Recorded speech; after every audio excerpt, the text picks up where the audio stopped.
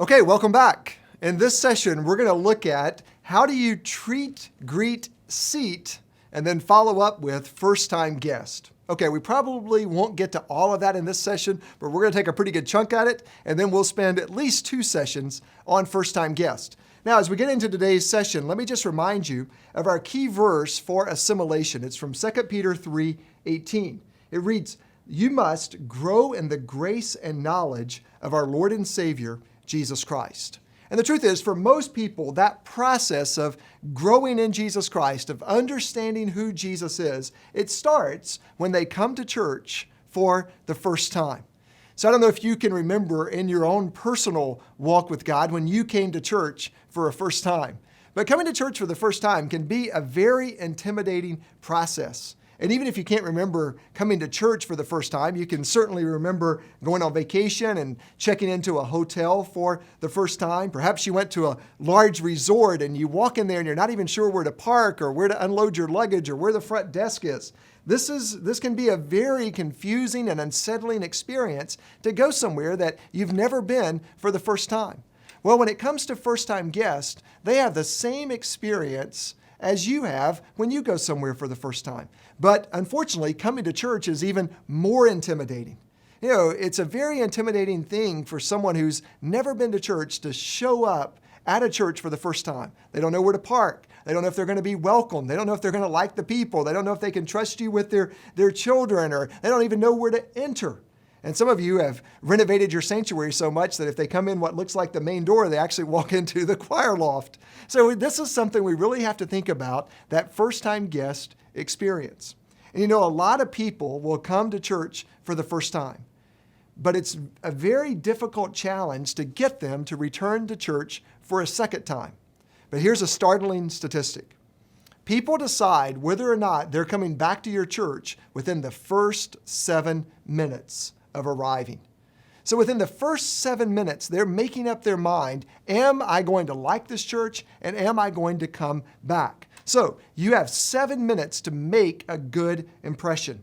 Now, there are some things you can do to overcome that if you make a bad impression, so it's not like it's your only chance. God will give you grace and hopefully power, even if you mess it up. But we want to do all that we can in those first 7 minutes to make a good impression on our first-time guest. And so if you think about it, if you're a teaching pastor or a preaching pastor or the senior pastor, first-time guests have probably already made up their mind before you've even delivered the first word of your sermon.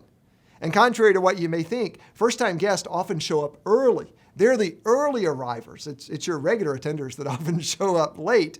So they show up before the service starts. Maybe they sit in the parking lot for a couple of minutes and watch people go in and out of your building to try to figure out how the flow might work. They might go in and sort of spy on the children's area before they go to check in. They might arrive in the sanctuary when there's just a handful of people. And what are they thinking about? What are they experiencing? What are you putting in their hands? How are you creating that experience, basically from the parking lot all the way into the church, and then once they get back home? Well, that's what we're going to look at in these sessions.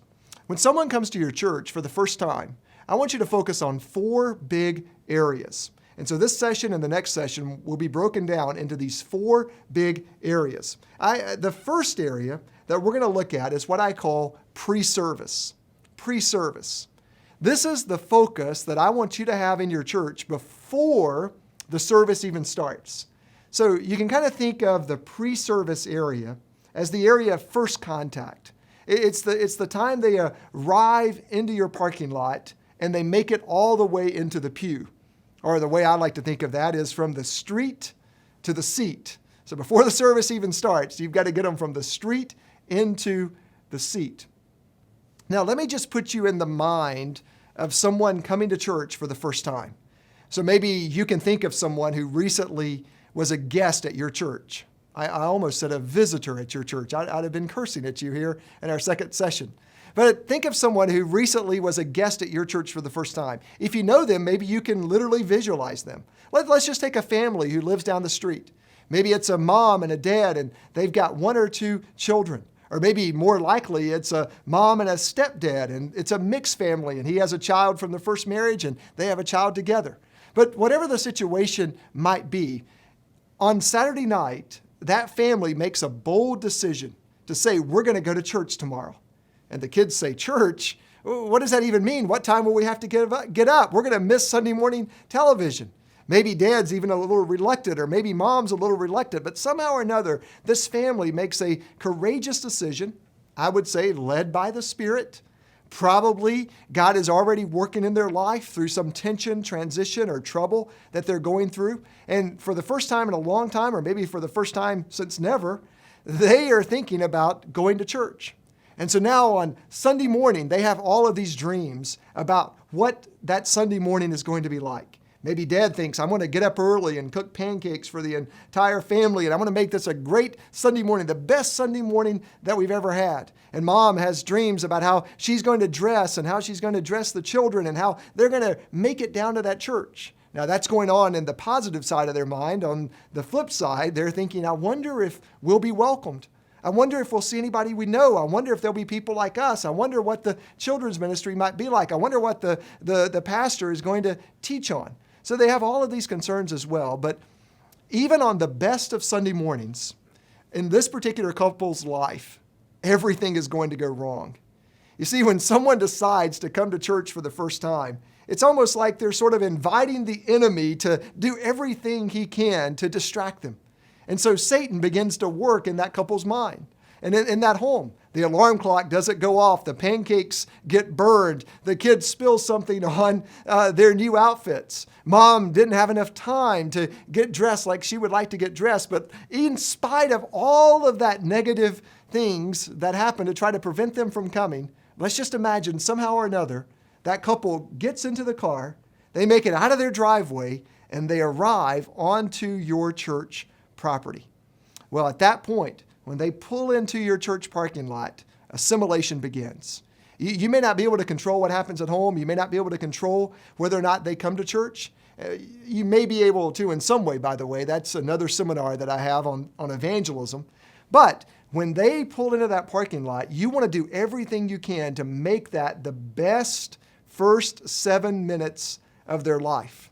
So let's talk about that area of first contact, or the big area of pre-service. So when someone pulls into your parking lot, as they're in the parking lot, as they're making their way into your building, there are 4 areas of first contact. So 4 areas of first contact. Here's number 1. Number 1, how are they going to be greeted? Greeted. How are they going to be greeted? Now, when you think about greeted, and I'll explain why they all start with ED, you'll see as we go along. But when you think about greeted, you often think about greeters. And I want to talk about greeters and give you some advice on greeters. In fact, in the supplemental resources that you have with the seminar, you can see a basic job description as to what a greeter should do. But there are really 2 types of greeting that a person coming to your church for the first time would receive. The first is the inanimate greeting of all the inanimate stuff at your church, all the non-human stuff. So for example, your parking lot is a greeter. Your sign is a greeter. Your signage is a greeter. And so what is the physical environment of your church saying to the people who are attending for the first time? I mean, how does your sign look? How is the yard maintained? Is the parking lot clean? Are entry points clearly marked in your church? You know, it's very expensive, of course, to keep all of this stuff up to date. If you've got a large parking lot, that can be very expensive just to maintain that. So I'm not talking about perfection. Don't get me wrong. I'm talking about excellence. So let me give you my definition of excellence. Excellence is doing the best you can with what you've got. It's doing the best you can with what you've got. You know, maybe you're a church that's been struggling for a long time, and the parking lot, it needs a lot of repair. But you can do the best you can with what you've got. You can pick up the litter out of the parking lot. You can weed it. You can spray it and remove all the weeds from the parking lot. You may not be able to repave it or to repaint it, but you can do the best you can with what you've got. You may not be able to afford a lot of expensive landscaping, but you can keep things neat and trim, and volunteers in your church can make that lawn or that upkeep around the church, the landscaping, look as good as it possibly can. Well, you see, all of these things are greeting people who arrive. And your landscaping and your church sign and your parking lot are saying, we've been expecting you. We want to put our best foot forward. You're welcome here at our church. Or it's been saying, go away. We don't care. We're outdated. We're no longer relevant. And of course, I know which one you want. You want the physical surroundings of your church to put forward the best greeting they possibly can. And the truth is, some simple landscaping, a fresh coat of paint, that can make all the difference in the world.